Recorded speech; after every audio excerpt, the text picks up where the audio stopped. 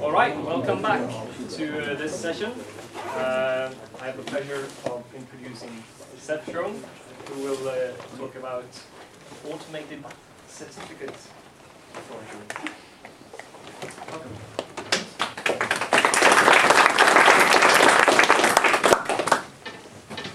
It's great to be here, and there's something very special about this presentation for me, which is that I had to go through my slides and change all of the future tense into present tense.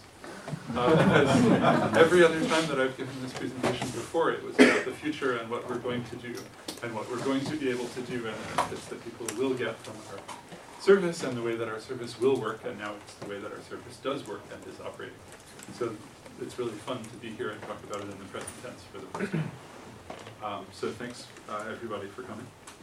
I'm Seth. I work at the Electronic Frontier Foundation in San Francisco. And I've been on holiday, and it's interesting to have this change of pace and be back to talking about work and talking about this project, which is a project that's existed for a long time. We announced it at the CCC Congress, I think, last December, and it's come a long way since then and become very real. So some of my colleagues have suggested just going through some of these acronyms because we use them a lot, and people may not be familiar with all the acronyms. This is only a sampling of some of the fine acronyms that we use in our work. But there's this security technology called SSL, and this is a security technology that was added as kind of this retrofit eventually on top of TCP, which is used for a lot of different kinds of internet communications. People often associate it with the web, but you can use it for a lot of other technologies too. Confusingly, SSL was then renamed to TLS. Extra confusingly, the renaming didn't quite stick. So you have a lot of folks who continue to use this name, and a few folks who use this name. And just to be clear, they're referring to the same technology, although some people use this to refer to only the more recent versions, and that to refer to the older versions. I intend to use them interchangeably. They do refer to, in general, the same technology. This is the more technically correct name. This is the name that people are often more familiar with. And this is a security technology that's added security to internet communications where it was lacking. And when we combine this with the web, we get HTTPS, which is the secure version of the web protocol to access web pages and other web-based technologies securely. One of the technical features of this system are certificates, which are presented in a format called X509. And collectively, the technology that most people use to distribute the cryptographic keys for this security mechanism is called the Public Key Infrastructure, or PKI, which is made up of entities called certificate authorities, or CAs. Those are the entities that issue the digital certificates within the PKI. Sure, there are lots of other acronyms, but hopefully these are the main ones that we'll have recourse to here. So this security technology has been around for a while. I doubt that this audience is especially opposed to getting more cryptography out there and getting more security out there. You probably wouldn't have come here if you thought that people's privacy and security is unimportant and overblown concern. But you know, a lot of folks really heard about these technologies through the purpose for which they were originally created and introduced, which had a lot to do with financial transactions. There was this idea that financial data is very sensitive and that account numbers are very sensitive, transactions are very sensitive, and we can't just send them out unprotected on the internet, so we need some kind of security, which is true, right? And that was where these technologies first came from. And they do often protect credit cards. A cultural problem that we're still dealing with occasionally is the idea that that's the thing that you protect with these security technologies, the only thing that you need to protect with these technologies, which I think is manifestly untrue. And I like to say, this example doesn't work as well outside of the US because a lot of people in other countries pay for meals at the table, but in the United States, you often hand the credit card to the waiter or waitress, who then takes it into the back room and processes the payment in the other room. That's the way it usually works in the US. So in the US, I can say, well, you're giving your credit card number to a stranger who's doing something with it in another room every day. Surely there are other things that are more sensitive than your credit card number. And in fact, a lot of people now have appreciated the idea that we need this security also for logins, for usernames and passwords. There was a tool called Firesheep that came out several years ago that really underscored that for people because it made it a simple point and click to take over people's accounts on a Wi-Fi network if the logins weren't protected with HTTPS. And that was something that a lot of people who had gone to a lot of hacker conferences had heard about or seen demonstrations of at some point, and had this idea, it's not really safe to send your password over an unprotected network connection. But having this tool where it's just point and click, where you just get a list of all of the accounts that you can steal on the Wi-Fi network, really dramatized that for people, and a lot of sites indeed turned on HTTPS security for the login. But then often they would send you right back to the unprotected page. An example that one of my colleagues has really been stressing a lot is that there's a very popular dating site in the US, probably popular elsewhere too, called OkCupid. And they, like other sites, are protecting the usernames and passwords. But then people log in and they start searching for people and meeting people and getting people's profiles and messaging with people. And all of that for regular users is still unencrypted and still unprotected.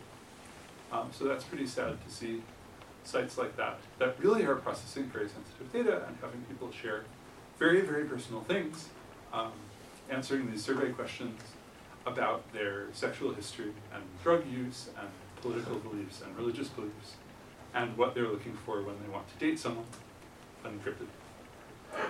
So we still need some cultural evolution on some of this, and I think we're starting to see some of that. Yeah? Wasn't Firesheep going after the session cookies? So even if you had the login on HTTPS, you still lost because the session cookies were set over HTTP. Yeah, there's a mechanism that people can use with the secure cookies. Yeah. So it's true that there are some sites that protect the, the picture of vulnerability is more complicated than I've made it out to be. Because you can have cookies that are bound to a particular time or to a particular client IP address, or that expire. And so then if you steal the cookie, but not the password, then the window of compromise is shorter, or you can have the secure cookie that are only sent over HTTPS. But that's right. The picture of vulnerability is a little more complex. So I think that the message, which is getting out there, and which ought to get out there more, is that networks are really untrustworthy. There was just a Acronyms thread that I saw where someone said they're reluctant to travel to the United Kingdom because there are reports that the government there does a lot of hacking, and maybe if people travel there, their computer is going to get compromised. And someone else said, it's sad because it used to be that we'd be really careful when we went to an event like DEF-CON or something, because we'd have this sense that people are trying to spy on us, and people may be doing bad things to our computers. But someone else said, really, you're always at DEF-CON, unfortunately. People are always trying to spy on you, and they're always trying to do bad things to your computer. And the number of entities and the range of entities and the range of purposes is only getting larger. And the presence of surveillance and the presence of attempts to compromise things is only getting more pervasive over time. Networks are attacking us actively in many cases, and unencrypted HTTP is not protecting us. We talked about all day various attacks that are enabled by not having HTTPS on the site, but they include recognizing individual people from their cookies and tracking where they are, corrupting software downloads. I had a whole talk also at CCC about how you could flip one bit in a binary and introduce an exploitable vulnerability. You wouldn't have to put in a whole lot of extra code with the backdoor. You can sometimes flip one bit, create a vulnerability in the binary that you could then exploit when the person runs the code. So integrity of software downloads is still a really, really significant issue for a lot of platforms. There are some platforms, of course, that have digital signature mechanisms, but people are often downloading software without having a way to verify integrity. People's privacy when they're reading things on the internet. So librarians have really understood that it's really important to protect confidentiality of people's choices about what they read and what media they consume, as a matter of people's freedom and feeling free to make those choices and not be deterred by the idea that someone else is going to find out. But of course, on the internet, this privacy, this right is almost never practiced in practice, because there are lots of people who can find out potentially find out what you read and what media you access. There's content-based censorship, and a lot of ISPs we've seen are injecting tracking headers, for example. A lot of mobile ISPs will now add an HTTP header to your requests to tell the site who you are, which is pretty distressing. It turns out that HTTPS can't fix that, because some of them have an out-of-band protocol to tell the site who you are. Not inside your connection, but the site asks them, who was this, and the mobile carrier tells them. Okay, so that's pretty bad. But some of them have even injected malware, some of them have injected ads into pages, and we can address those things at least in terms of your direct experience with the content of the sites that you visit. Okay, so we've been asking ourselves for a long time, why don't people adopt the security measures that we have? Why don't they turn on HTTPS on their sites? There was a perception in the past that it was kind of slow, or that it required a lot of computational power, but thanks to Moore's law, computers have gotten a lot faster.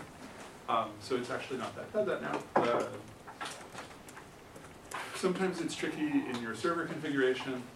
The biggest thing that people kept telling us about, in terms of why they didn't have HTTPS, was that they need to get this certificate in order to prevent these browser warnings. And that was really frustrating to them. And they would say, I need to get a certificate, oh, but it costs money, and you have to renew it, and you have to figure out how to get it, and you have to figure out all of these OpenSSL commands with the X509 files, and all of this base64 encoded stuff, like on the shirt. And you have to do this every year, just when you've forgotten how you do it from the last year. And we asked a lot of sysadmins if they would try timing themselves while they got one of these certs and installed it on their server. And typically what we found was that people who don't do it on a regular basis as part of their work would take an hour. These are people who are professional system administrators who know what the certificate is and know what it's for and know what company they're trying to get it from and know what site they're trying to get it for. They just don't remember the commands to generate the key and the commands to generate the request, and having to go through the stuff in the certificate authority's page, having to wait for the certificate authority to verify them, and then having to look up again the configuration settings to install this stuff in their server. So this is really people with a lot of expertise, but it would take them an hour. And then the certificate would expire, or there's a particular name that they forgot to put in it, so they have to do it again. And people kept telling us that this is their biggest frustration and the biggest reason that they don't just turn on HTTPS if they're not required to, or if they're not being actively pressured to. So we said, what are we going to do about this? And we came up with what I hope will be a very general solution that will fix this problem for a lot of people everywhere. This started as a collaboration between my organization, the Electronic Frontier Foundation, the University of Michigan in the US state of Michigan, and Mozilla. So thanks, Mozilla. You can get your I Heart Mozilla bracelet downstairs, or other Mozilla stuff. Mozilla has been a very active partner in this, and it's been great working with them, and great working with the University of Michigan. All of us had, at various times, the idea that we could have a fully automated certificate authority that would issue certificates at no charge. So it would be really fast and really easy and really automatic, and you wouldn't have to pay for it. And we could be better in most respects than the existing certificate authorities. So we worked on this in secrecy for about 3 years, trying to develop it, trying to find partners, trying to see if it could really work. I mean, 3 years, including this past year, I think. Maybe 2 years of secrecy. And we talked to a lot of companies, and we talked to a lot of people, and said, wouldn't it be great if we had a fully automated CA that didn't charge money for certificates? And they said, yes, it would. So we've had some great partners from industry, including Akamai and Schoen and Untitled, subsequently also some other partners. And we have publicly trusted certificates being accepted by browsers today. I wanted to do a demo, but I had a problem with the DNS settings to get the name pointed at a server. But just as an example, this is the site of one of the developers working on the project. User bin coffee. That's a real top-level domain name now. It's a brave new world. It is really in the .coffee top-level domain. Check it out. Verified by Let's Encrypt. This is Alex Halderman, a professor at the University of Michigan, one of the people who articulated the vision for this project and has done a lot of the technical work. And several of his students have done really a lot of the development of the client software and other parts of the project. That's been really essential, especially James Caston and Brad Warren. And again, Dr. Halderman's site is verified by Let's Encrypt. So it's a real thing. It's out there. Is there anyone in here who has gotten a cert from Let's Encrypt that we can go to and show people? Sure. So then it's xwalck.se. Should be up.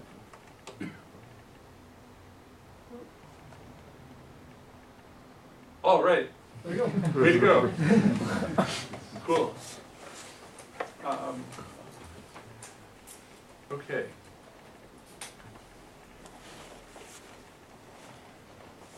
Go back to my patient.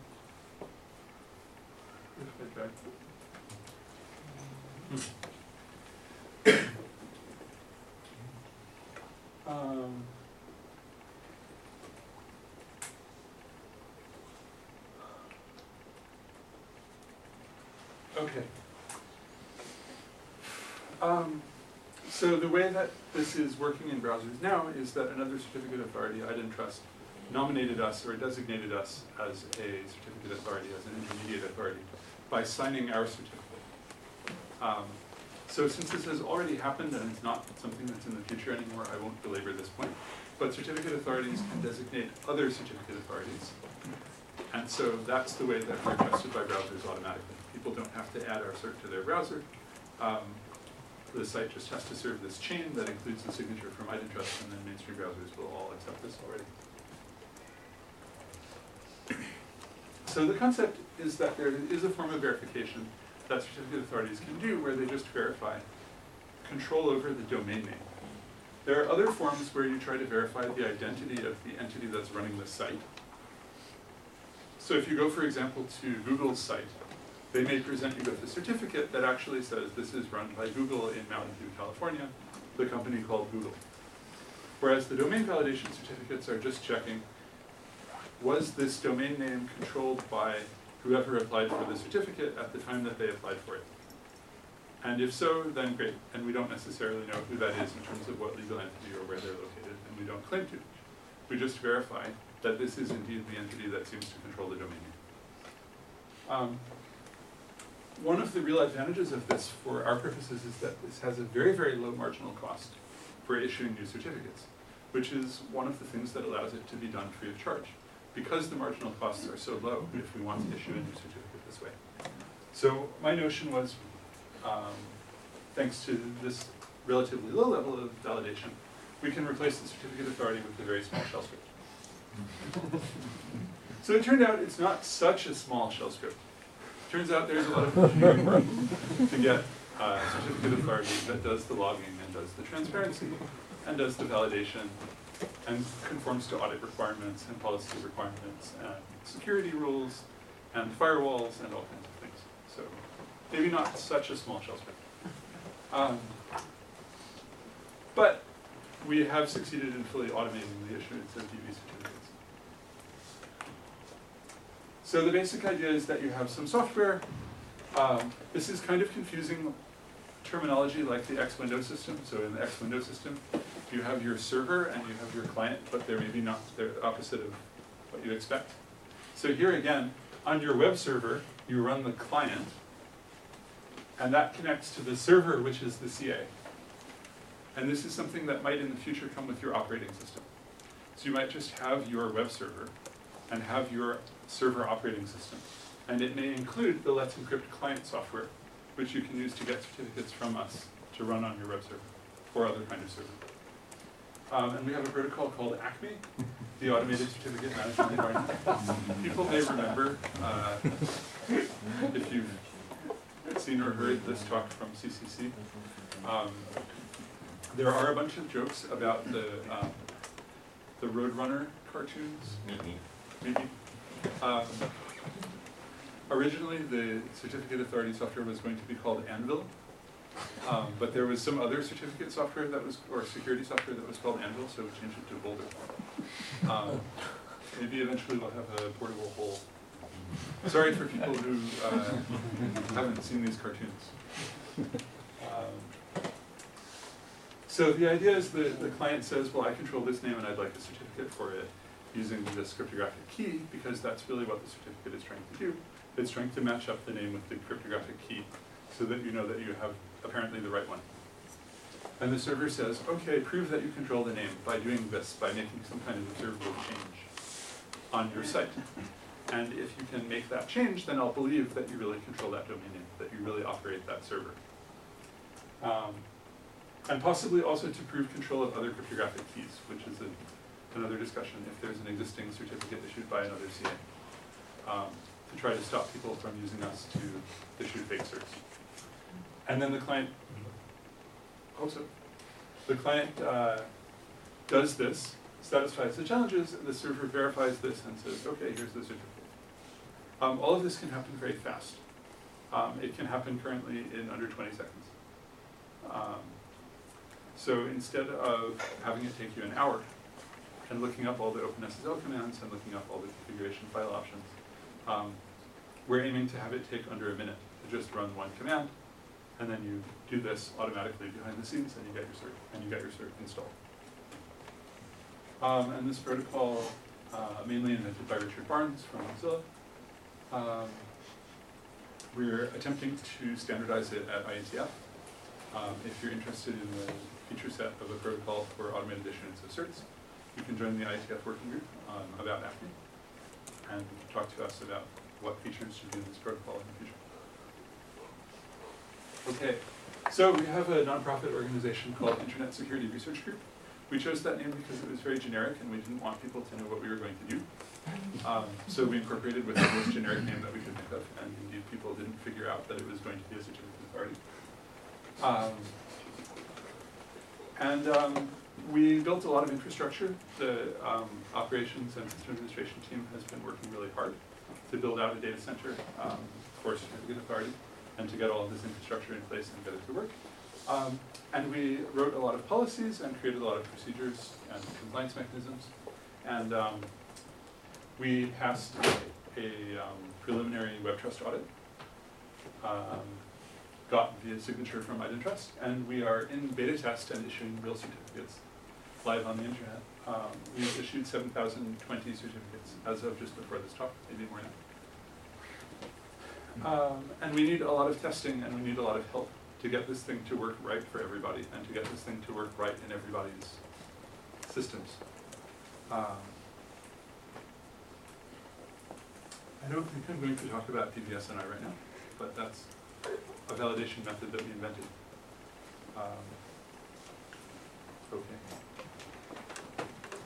So the goal is that you'll be shipped in operating systems and you'll be able to do something like, if you were on, say, a Debian-like operating system, something like sudo apt-get install let's encrypt, you would have a package on your operating system, and then sudo let's encrypt, and it would detect your domain names and say, do you want to search for these? And you say, okay, and then you would have them, and it would be configured. And we're pretty close to that. We're not actually packaged and distributed in Debian yet, but this is the goal. And other operating systems as well, of course. And an ongoing challenge, which we have code for, but still a lot of bugs to squash, is to integrate with Apache and Nginx, and eventually also other servers. But this is, again, what we have code for, so that we install the cert into those servers, so that you don't just get the file, but you actually get your configuration file updated if you want, so that the things are deployed in your server. And also something that needs work, but that also exists in principle, is auto-renewal, so that when your cert is going to expire, you can have a cron job, you can have an automatic recurring process that will get you a new up-to-date cert. We don't want to do the wrong thing. So one thing toward that goal is that we're publishing all of our certs in certificate transparency. So whenever we issue a cert, we publicly disclose it, and we publicly disclose it in a way that's meant to be irrevocable, so that we can't hide or cover up the history of what we've issued. And so that people who control sites or who are just interested in the security of sites can go and search and go and look what certs we've issued for that site. And I think this is a very important mechanism, and I'm grateful to Google and the Certificate Transparency team for giving us this mechanism to make this more transparent. Because a lot of the concern has been that a lot of certificate authorities do the wrong thing or get hacked, or according to Chris Schoen and Sits Down, or at least according to a surveillance industry vendor whose presentation they heard, maybe some certificate authorities are being compelled by governments to misissue certificates. So all of these are quite serious concerns in practice about the possibility that CAs will do the wrong thing. And this transparency is a good thing to do about that so that you can actually go and find out, has there ever been a certificate issued for this name? And in the future, Google is working on mechanisms, some of which exist in Chromium now for certain entities, where you can say, I don't want to accept certificates unless the certificates come with proof that they've been publicly disclosed already. And so that's a really great next step for that mechanism, that you can say, if I go to a site and the site gives me a certificate, I want the site to prove to me that that certificate is out there for anyone to see and confirm the authenticity and correctness of. That's not something that is turned on in Chromium now for us, but I think that someday it can be. And right now, people can go and look up what certs are out there and what they say and what they're for. Yep. Do you also have the protocol in there or only the site name? What's that? I mean, Only the site name. okay. Yeah, it's a good question. It's not quite clear what the best course of action is, but people want to use these for things other than web. So they want to use this for IMAP-S and want to use this for Well, that's exactly my submission. point. I think the protocol should be there as well. Yeah, we'll have to look into that. I mean, so we'll look into that. Right now, we only have verification methods that are HTTPS based. So we wouldn't be able to do something else right now. But if we had other ones, then it's possible that they should be bound more specific. Another thing is preventing issuance if the site already has a certificate, unless the applicant can prove that they have the private key. So then the idea is that if there's a site that's already gotten a cert, they're welcome to get one from us, but they have to show that they're the same entity that got the cert before.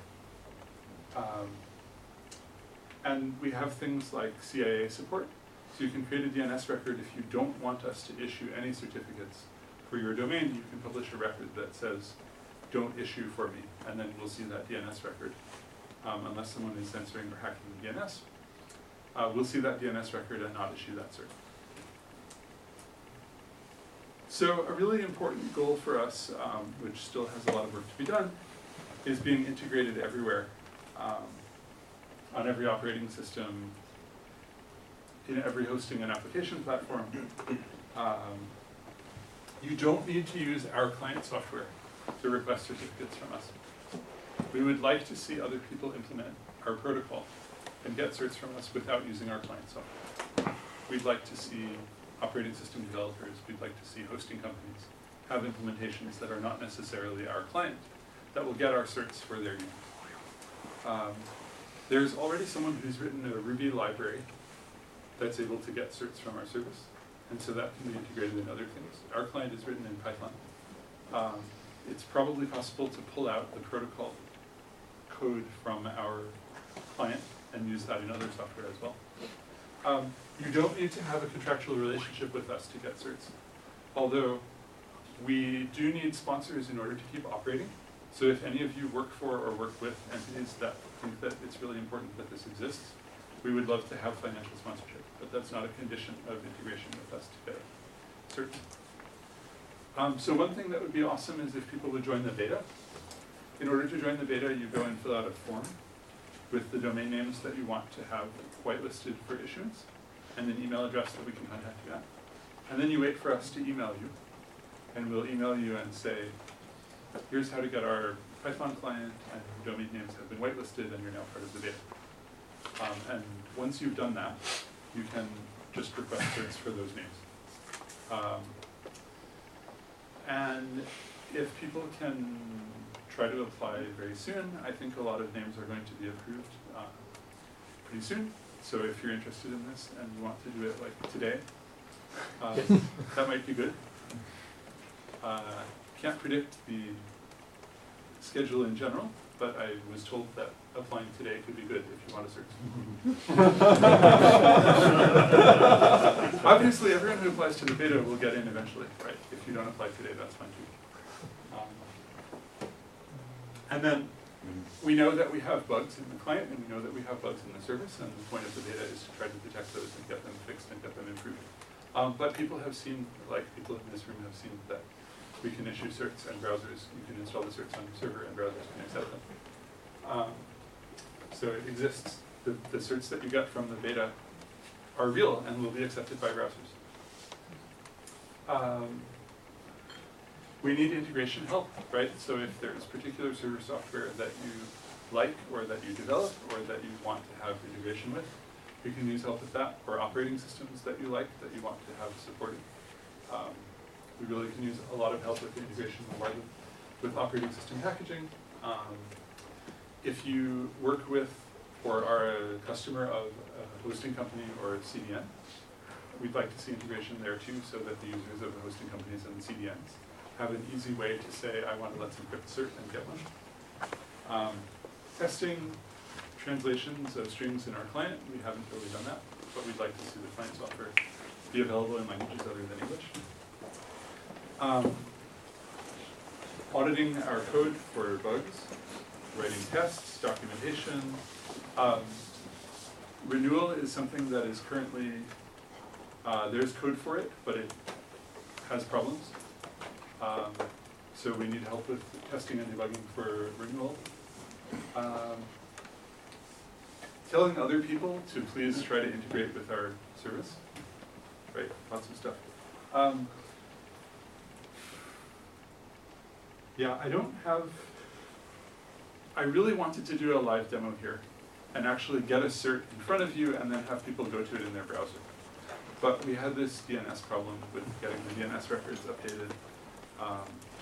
My colleague was able to point the DNS name, but didn't point the IPv6 version at it, which makes browsers that support IPv6 go to a totally different site instead and then give a cert error.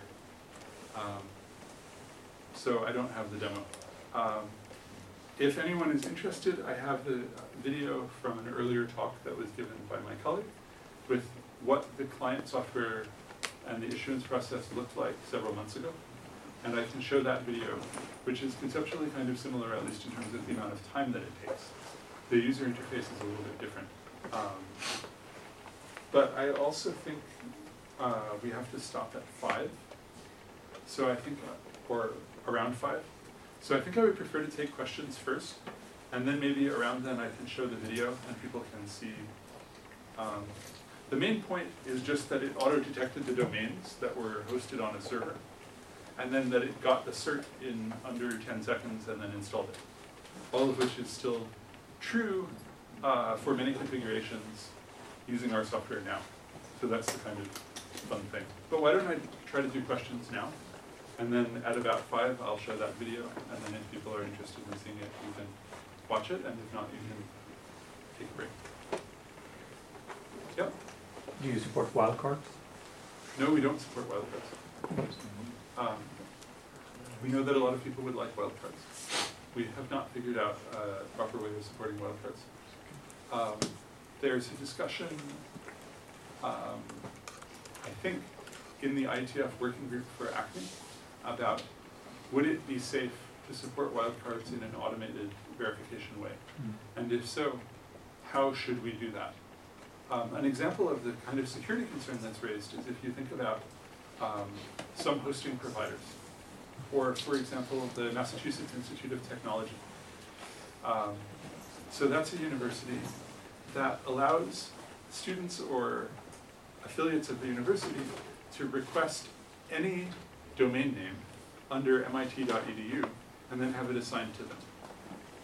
And so if we did this sort of straightforward idea of, well, we'll make up a random string, and then if you can put a certain file at a web server on the random string.domain name, we'll regard you as owning the domain name. Well, then if there were a university like MIT maybe someone would be able to register that arbitrary name at that moment and then satisfy our challenge. So there's kind of this ongoing security question about what would be a safe way. And there may be something that can be done with DNS, other than just delegating A records for arbitrary strings. That might be safe, but I think that's going to be a discussion that will be at the IETF about what do people think about how wildcards might work in the future. So for now, I'm sorry to say no wildcards. And how do I donate if I want to support this? It is possible for individuals to donate money. Yeah. On let'sencrypt.org, there's Alright. information about making donations with credit cards. And then the other thing also is that we're looking for more organizational sponsors. So if you know organizations that think that it's good that this exists, and you want to let them know, we'd appreciate that. Question over here? Sorry. Sure. What kind of CE software and HSM do you use? So we're using a commercial HSM. I think that the HSM brand was considered confidential. Maybe a form of security through obscurity. And the CI software is software that we developed called Boulder. And that's open source software which we're developing in public, and we're glad to have other people adopt it or have people contribute or comment on it. Back over here. Sure. So, I'm sure there's a question you've received before also, but is there any particular reason why you've got the beta participation request on Google Docs, and is there an alternative way?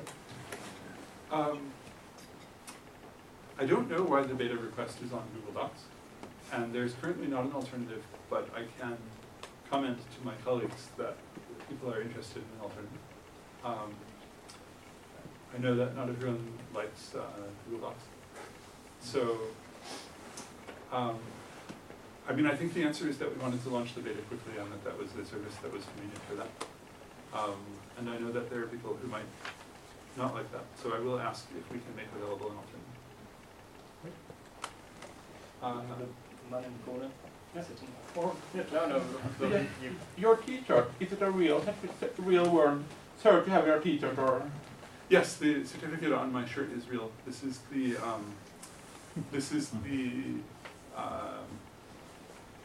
one of the Let's Encrypt CA certificates. Okay.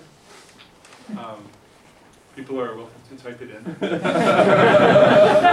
SSL 509 dash no out. Is the key on the backside? On the inside. For security reasons, I should clarify that the private key for the CA is nowhere on this, nor in any other clothing or objects. Not even inside? Not even not even the inside. Another person in the back there. How do you protect against DNS attacks? I mean, if an attacker could control what name you resolve at that instant? Yeah. So the question is about DNS attacks against us.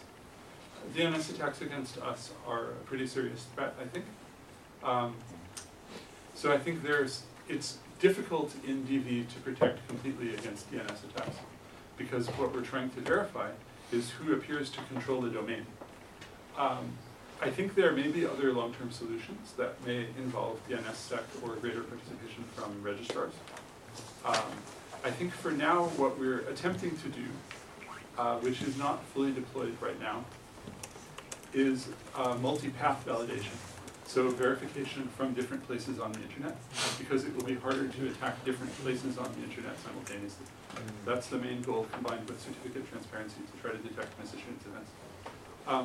And then also this rule that if you have an existing cert that we know about, and we import several databases of existing certs, including the ZMAP scans, which, by the way, was also developed by Alex Halderman at the University of Michigan and his students, among many other excellent information security research projects. If there's an existing certificate, then we don't want to issue if someone can't prove control of the private key. So if there's some site that's out there that has HTTPS now, and someone wanted to use us to do a man-in-the-middle attack by doing a DNS attack and tricking us into issuing a fake cert, we wouldn't do it. So that's an additional precaution, and hopefully there will be more precautions with DNSSEC or registrar participation and multipath checking that can help someone. Did you get some feedback from the established CAs, or are you in discussion with them to change the entire CA landscape at some point? Because that's actually what I hope, like, that there's more impact on the entire CA landscape as well. We're hoping to join the CA Browser Forum, which is the main industry discussion entity that kind of has those discussions. We don't have a lot of formal contacts with existing CAs. I suspect that there are some that will be unhappy because we know that there are some services and kinds of entities where it would be difficult for people to adopt our technology. So some people will continue to use the existing CAs. And certainly for EV, for kinds of, and OV, kinds of verification other than EV, which many entities do want, we're not able to offer that because it can't be automated. And the other question, maybe just in one sentence, can you describe your infrastructure, actually the backend, the scale of the backend? I think that the ops people are interested in having not a lot of details about the physical backend. So, as I said, the Boulder software is something that we've published and that we're developing openly. But in terms of things like firewalls and in terms of things about the kind of hardware and software otherwise that's in the data center, I think that's something that. But you're running your own data center, right? Yeah, so we have our own data center facility, or our own infrastructure that physically belongs to us in a professional hosting facility. So it's not physically administered, as in it's not self-contained in your the entire building is not necessarily physically owned by the Internet Security Research Group. And so I know it's a little uncharacteristic for organizations like EFF and Mozilla and then organizations that deal with the free and open source world to have this kind of secrecy, but I think that some of the details are just details that they felt would be better not to discuss publicly. So, sorry. So we had one question here at the front and then Leo at the back. I think you answered my question. The question was about people who already have a certificate from another party. Likewise, I think it's and then we have one. I have actually two questions. The first one is, who's paying the audits actually? I mean, they are quite expensive and time-consuming. How is the money? Where's the money coming from, and how is it divided between, let's say, the EFF and Mozilla or whomever? And the second question is, will I get a certificate for my .onion domain? The second question I was just responding to on the forum earlier today, just about an hour ago. I think that the people involved in this project would like to issue certificates for .onion. Right now, the industry rules from the CA Browser Forum only allow the issuance of certificates for .onion if they're EV. That is, if we verify the corporate registration and corporate identity of the operator of the name. Now, the RFC, I think 7686 was just published. That says that .onion is a reserved name. And I'd like to congratulate Jacob Applebaum and Alec Muffet and the other people who worked on that. I think it's quite a great accomplishment. And I hope that that provides a path for us to be able to issue for .onion. But there's a lot more sort of bureaucratic stuff that has to happen before the browser world will accept that that's a legitimate thing for us to do without verifying the sort of corporate registration documents. In terms of the money, we have primarily corporate sponsorship from for-profit companies that felt that this is an important thing for the security of the internet and wanted to see it happen. Also some other kinds of entities. For example, the American Library Association decided that this is an important thing for the intellectual freedom of library users, which I think is true, and I'm grateful to them for that. I don't know the amounts of money, but indeed, like, the audits are quite expensive, and other things are quite expensive. And it's primarily from these corporate sponsorships. We're hoping that the sources of funding will become more diverse over time in terms of the kinds of entities that choose to sponsor us. I think because of the kind of nonprofit that we are, when we file our tax returns, I think they'll become public, and they may include more of those financial details. So I think that's an annual process that will have a tax disclosure that will give more of the particulars. I don't know the dollar amounts myself. I mean, it's even a security issue. If these corporate sponsors could be pressured into not giving money to the this Encrypt project, trying to threaten it and mess with it, then it might be interesting for people to see how the I think that things are going. I think that any kind of organization can have improper pressure Yeah. because of its funding sources. And so I would like to see transparency, but especially diversity of funding sources for us. So having like the American Library Association alongside for-profit corporations, but also having different kinds of entities in different jurisdictions with different kinds of business models would be helpful to ensure that we can't be pressured to do something improper through our funding. But I can say, having worked on this project, that the sponsors have so far been fully in agreement with what we're trying to do and what we want to do, and with our security goals. But obviously, for the long-term health of the organization, it would be good to have diversity and transparency. Final question. I didn't quite understand the correlation between the MIT example and startup domains. Do you mean that you only issue for root and www now, or I can't get any certificate for a given host underneath my domain? Right now, you can get arbitrary names, but only individual names. Right. There's a kind of certificate called a wildcard with the Yeah, star. I know what a wildcard is. Right, I don't so- understand why. Well, you will always have to verify the owner of the root level domain, and he should be able to issue any kind of certificates underneath there. And I don't see how a star certificate is a bigger risk than any individual host. So the idea is that we aren't convinced that we know how to verify the sort of root level control in a way that's safe. But that would be an issue for any sub-level distribution. So I guess we're satisfied with our ability to verify individual names at the time of issuance. But the relationship between that and other things that seem to be subdomains, we think administratively and organizationally. Validate any subdomain as well. If I already have a root domain registered and then I add another subdomain, I would have to revalidate for each one of those hosts. That's right. And maybe there will be a form of validation that we can do in the future that will change that. But that's the way that it works right now. So yeah, I guess that the break has started, so we should certainly release people and take the break. I'm happy to stay in the room and take more questions.